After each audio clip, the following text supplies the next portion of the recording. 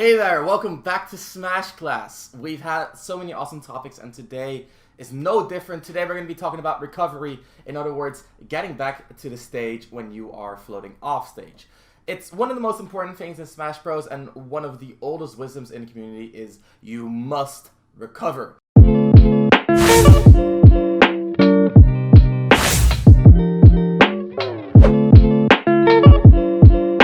Today's video is part of a two-part series on recovery. First, we're going to be talking about the ingredients to recovery, and then we're going to put them all together and make you a professional at returning back to the stage unharmed. So to get an idea of how to get back to the stage, let's take it to the in-game view. So let me give you an example of a successful recovery. I get knocked off the stage, and I calmly make it back. Let's dissect what I just did into 3 parts. So the first step for recovery is drift. It's all about controlling your airspeed. As we've seen before, in the air you can hold left and hold right and influence how you move. So this is what would happen if I hold right the entire time after getting knocked up.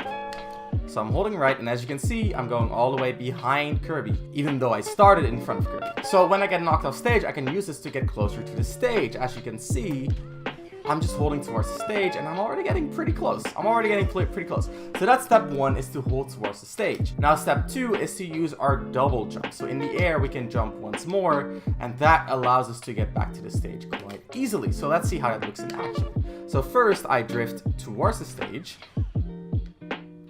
and then I jump. So that already helps me successfully recover from these smaller distances. Zero Suit also has one of the highest jumps in the game and has a lot of air drift, so she makes it back to the stage quite easily.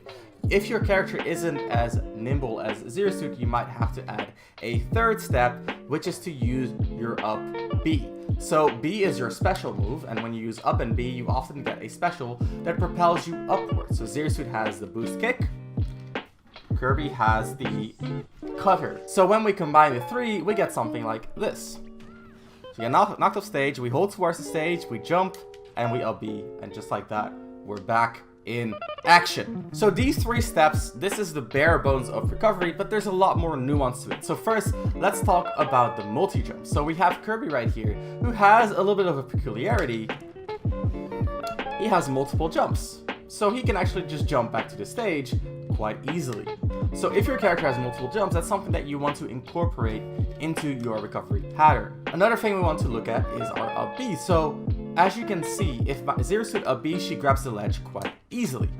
However, not all characters have it that easy. So if we turn to Kirby, Kirby actually only grabs the ledge as he is swinging down. So if you don't space your up B correctly, you actually peek out above the stage and you leave yourself vulnerable to attacks. As you can see, he doesn't really grab the ledge while he's rising. So what is very important is to understand where the sweet spot of your up B is. In other words, which area of your up B automatically grabs the ledge. So check this out. So if I time my up B for Kirby to be around the peak of his jump when he reaches the ledge, he actually doesn't stick his head out like he does in that scenario. As you can see, that leaves him a lot less vulnerable. So the sweet spot of his up B is at the very peak of the animation. He can still grab the ledge without leaving himself vulnerable. However, sometimes if your opponent's standing there waiting to hit you, you might want to intentionally not sweet spot, so you can hit them while they're waiting for you.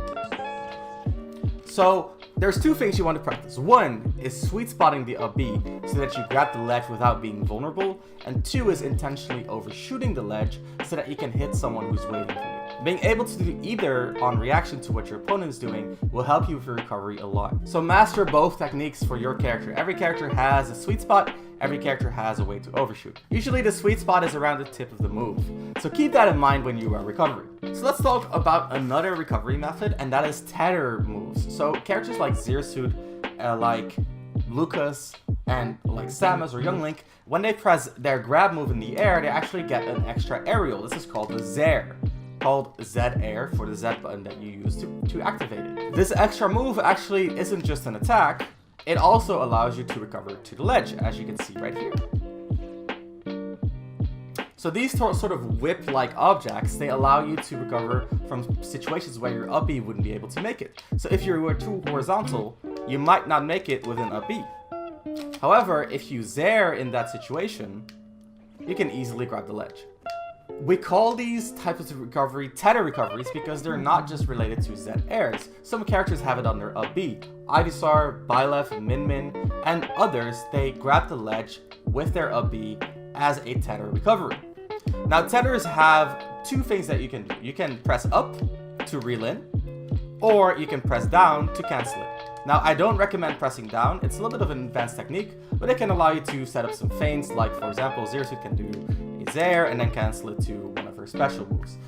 Again, a little bit high level, but keep in mind, like, it is an option to feint your opponent out at times. Now, the thing about tethers is that they are very vulnerable because when they are grabbing the ledge, the hitbox that we showed before, this one, it is not active. So when it's grabbing the ledge, there will not be a hitbox defending yourself. So you're always open to attacks when you're doing a tether move. So characters like Byleth, they need to be careful about using their up B in situations where they could get hit because they have no way to defend themselves. One other negative about the tethers is that they reduce the invincibility that you get upon grabbing the ledge. So when you grab the ledge, as you can see, you flash white for a while, which indicates that you are invincible. If you do so with the tether, that time is actually halved, which makes you more vulnerable to your opponent attacking you. So keep in mind, when you grab a ledge with a tether, you need to do something quickly or else your opponent can hit you while you are holding on to the ledge.